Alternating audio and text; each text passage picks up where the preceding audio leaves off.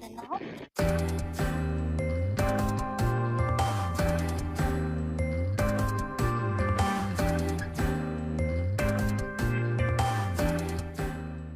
Hello, and I am someone who doesn't normally do anime reviews at all, nor am I going to start doing them. But this is sort of the anime series finale to a set of stories that make up one of my favorite video game series ever, so yeah. This is Danganronpa 3, End of Hope's Peak Academy. Keep in mind, this is the conclusion to a series that's had 3 games and a couple of side stories to contribute to the canon storyline so far. And it's not a story worth taking on without experiencing, at a minimum, Danganronpa 1, Danganronpa 2, and Danganronpa Another episode. So spoilers beware, seriously. Spoilers, this is not a series you want to get spoiled. Outside of that, Danganronpa 3 is the conclusion to this story. There is what seems to be a soft reboot coming out in Japan next January called New Danganronpa V3, but that's a story for another day, and mostly unrelated to this. So, let's begin.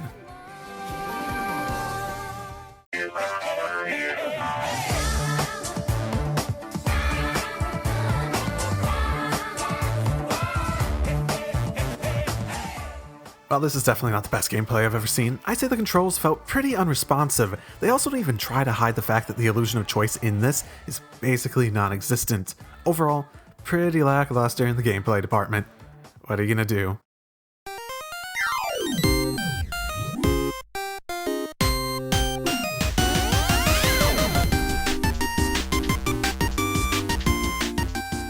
Danganronpa 3 really has a big task ahead of it. It's supposed to be the finale to the current cast story, and it needs to serve these characters well, it needs to deliver on the compelling plot twists that have helped define the series so far, and it needs to justify why it's an anime over the classic adventure or visual novel video games that the series has typically had.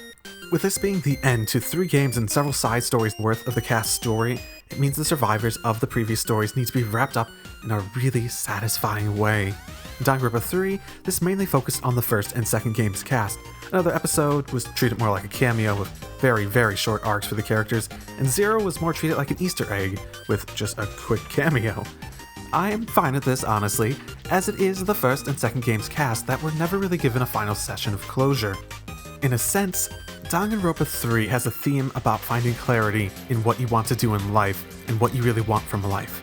The character arcs do well to mirror this as well, with new characters also taking this idea. The Future Side episodes introduce a largely new cast, with only really a handful of them getting significant development with varying degrees of how tragic it is. I will note, I want to give a lot of credit to how well they built up the new trio's relationship between the Despair and Future Side. They effectively melded them into the story of the entire arc, from the very first story moments of all the different games and whatnot to the very end of this. And ultimately, they were able to do all of this while also building up character arcs for all 3 of them that really highlighted their strong, yet fragile relationships with one another. There are other good cast additions too, but nothing really shown nearly as much as those 3. Also, saying more about any of it might basically constitute spoilers, and I don't want to do that. It was a good cast for what little some of them saw of the time. They were interesting. There wasn't anyone that stuck out to me as, no, I never want to see them again. Oh no, we got another Yasuhiro.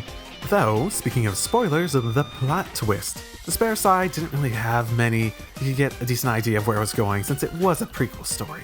And that doesn't mean that the emotional moments don't hit hard when they come, but the character arcs do throw a lot more of a greater mystery than the plot ever did in this one.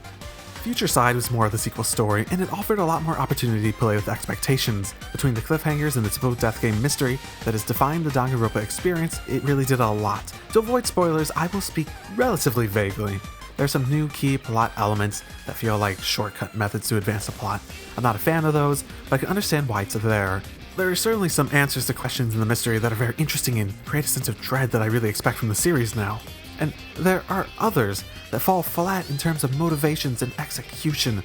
Once you've watched it, there's a good chance you can guess which I'm talking about for each of those, but until then, spoilers. Overall, it's really hard to deny that it was immensely entertaining, but it certainly does not rise to the levels that made me love the series. It's not enough to take too much away from it though, since it makes up for the less compelling plot elements with a very satisfying ending. With that great sense of closure.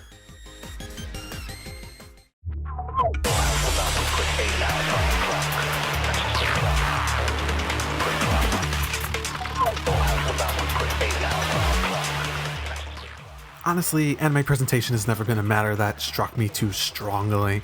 I don't strive for the best of the best visuals, though I can appreciate them when they come. In Danganronpa 3's case, we see an anime with minimal action shots, and it really opens up the possibility for better animation. It's psychological, with a bit of ridiculousness thrown in every once in a while to do some world building. Most of the action comes with that ridiculousness. I guess what I'm saying is essentially that the animation was pretty solid throughout, and it's hard to expect anything else given how common action was, given how uncommon action was, and given what you'd expect out of the series in general, and how much it actually needed to animate. Character designs are more of the same from the series, and there's actually an active effort to throw a certain colored hue across the screen at many times.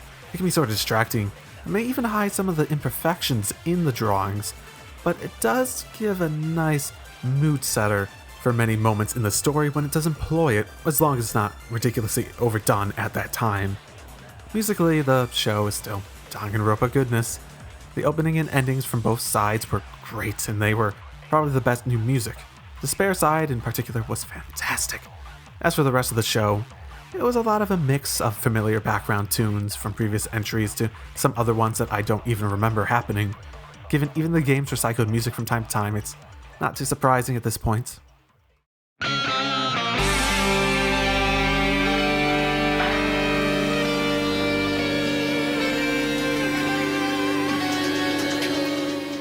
Anime, or any TV show's entertainment factor, is typically extremely dependent on pacing, and pacing is largely derivative of scene structures, cliffhangers, and general plot progression.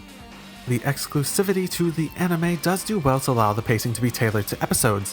While the original Danganronpa anime lived and died on the need to adapt in-depth mysteries and character development in a short time, Danganronpa 3 tells a story of action, suspense, and intrigue.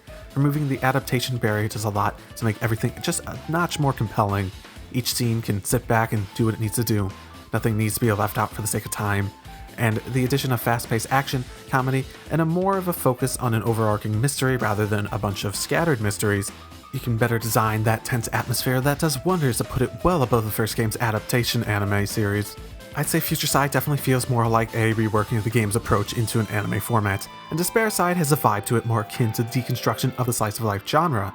Enjoyment is more heavily dependent on having experience in the previous releases in the series though. The mystery cliffhangers in the Future Side hit much harder if you find reason to care about the cast, and the Despair Side's prequel status creates an entirely different atmosphere when you know what's coming.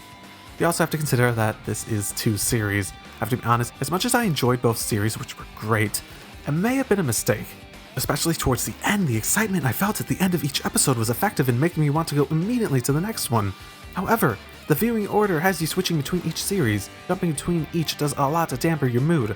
When you make the switch itself, it takes away from the momentum the series was trying to create into each episode, and it does, I have to say, take away. I still enjoy it thoroughly, mind you, but to me, it certainly stopped it from rising to a level even higher than it achieved.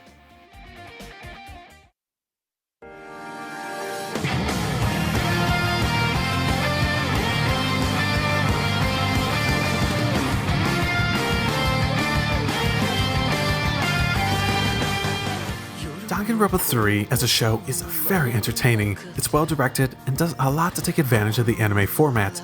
With the two stories going on, it does do a lot to give a little bit of everything, and tries to tie everything together for one last hurrah with this cast. It definitely undoubtedly has some notable bumps in the road through a weird progression using the two series, and some really questionable choices in plot elements to use. But there's certainly a certain amount of finality to the plot that's both satisfying and opens the series up to something that can really feel fresh with January's new Danganronpa V3 release in Japan. The new characters and story elements can be mixed bags, but at the very least, very little of it takes away from the experience for when it does come up short. It is an outing to end this saga of stories, so don't even think about it if you're not willing to delve into the previous entries for their own compelling plots. I also really can't say that the attempts to tie all these aspects of the story together so far that I had already loved doesn't really cloud my judgment somewhat, nostalgia and all that, but that speaks even more to it being the finale to an arc and doing it well, and I can't wait for the next outing, some fresh blood to take the stage. Now that I can, in a satisfying way, say goodbye to Makoto, Hajime, and everyone else.